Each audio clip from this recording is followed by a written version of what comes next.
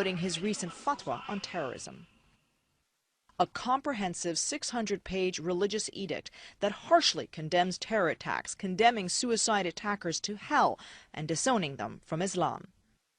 Available online in English, Arabic, and Urdu, the fatwa meticulously sources the Quran and other classical Islamic texts.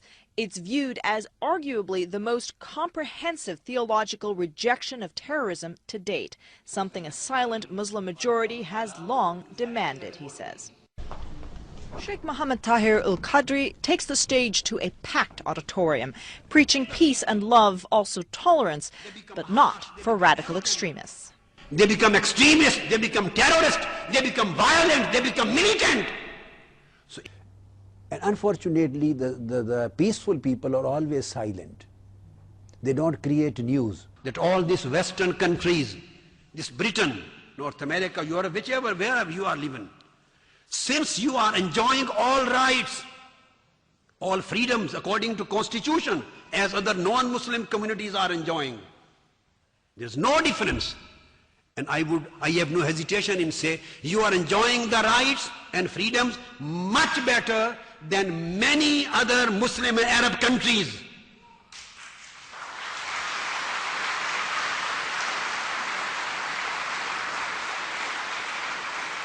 Go and see what is happening over there in the quite remarkable part of the Muslim world. You cannot enjoy these kind of freedoms and constitutional guarantees and rights which you are getting here. So if you are free in practicing your religion, in spite of those, or you are getting your jobs, you are getting your salaries, you are getting pensions, you are getting all socio-economic benefits, your health benefits, you are getting everything, and still you want to fight against these societies? Is this Islam?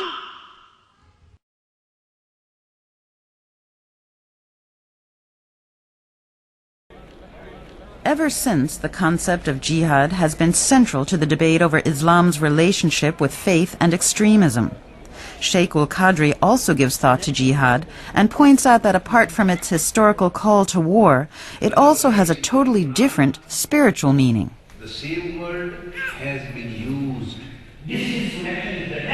When they radicalize the youth, they brainwash them and they inculcate wrong ideas in their minds about Islam.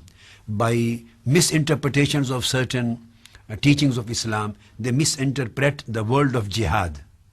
Whatever they are doing, this is act of killing, act of brutality, act of terrorism. They give the name of jihad. Wrongly, they give name of jihad to these acts.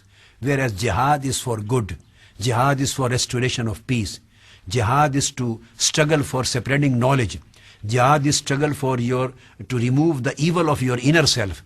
Jihad is to struggle for act of charity. Jihad is to bring the peace. Jihad is to fight against militancy, against terrorism, and against killing of mankind. Jihad is something totally different. To bring 15 to 20. Sheikh-ul-Qadri is revered as a spiritual leader. But while he is acclaimed by his supporters, he himself and his family live under police protection. Because of his fatwa against terrorism, Muslim extremists have issued open death threats against him and his relatives.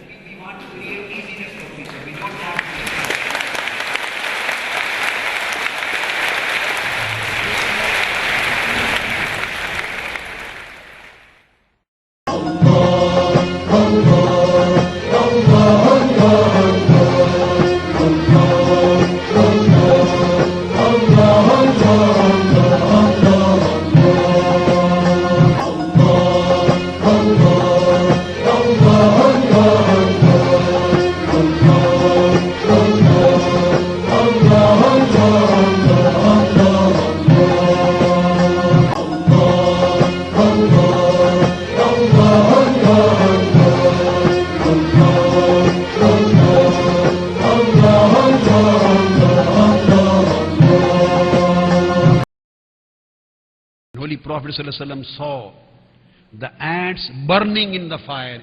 He said, Man fa'ala hadha? Who has done this? Who has put this fire on? One person said, Ya Rasulullah, I have done. Holy Prophet said, go and extinguish the fire. This right has not been given to a single person in this world. putting anyone on fire. So you can't put the ants on fire. So what would be the position of those people who are putting the innocent people in fire through their bombs and through their suicidal bombings? Is that Islam? Is this the Sunnah? Is this the Sharia? Let us see the 10 years of Medinan life when Holy Prophet ﷺ was head of the state, right up to the conquest of Mecca. No war was fought on the borders of Mecca. All wars were imposed on Prophet of Islam, were on the society of Islam, and each and every war was fought either on the border of Medina or closer to Medina. The first was the war of Badr. There was an advancement, an aggression by the Meccans, and Holy Prophet ﷺ and Islamic army fought as the defense of Medina. All wars were fought in defense. We can't see in 8 years of Medinan life a single war which can be known as the war of aggression. Each and every war fought by Islam was the war of defense. 10 years no war pact was signed. But unfortunately after 1 year, this was the Meccans who broke this contract and treaty of peace, not the Medinans. The companion Sa'd bin Ubadah, he raised a slogan and he said, Al-Yawma Yawmul Marhama. This is the day of revenge. Whatever has been imposed and whatever has been happening with us for the last 8 years, today we are going to take revenge. Abu Sufyan came to Holy Prophet ﷺ and said, this is a slogan being raised that you, the Muslims, are going to take revenge from us. Holy Prophet ﷺ got angry. He stood up. He said, this day is not the day of revenge. Al-Yawma Yawmul Marhama. This is the day of mercy.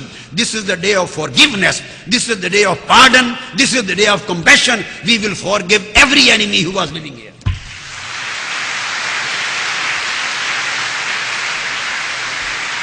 So none of the Meccans, there were hundreds of thousands of Meccan non-Muslims, none of them were murdered after conquest of Mecca. None of them. So this was a stance, this was a conduct, and this was a behavior of peace, and this was carried on by the history of Islam throughout. Unfortunately, some criminal elements in these days, they started bringing a bad name to Islam by their own criminal activities, because of their own political agendas, because of their own extremistic, radicalistic and terroristic activities. And at the same time, the mistakes are not committed only from one side. The mistakes are also committed from other side too, in order to their policies. So this is a great misunderstanding between the West and between Islam. If the true face of Islam is identified and the true teachings of Islam are truly understood, and those people who are the criminal and terrorist, they have no religion, they have no attachment to any culture, they have no faith, they are faithless people, they are enemies of humanity as well as they are enemies of Islam.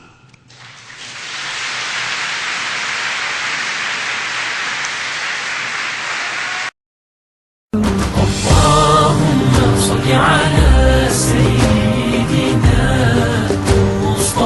مصطفى على حبيبك نبيك مصطفى اللهم صل على سيدنا مصطفى على حبيبك نبيك مصطفى اللهم صل على سيدنا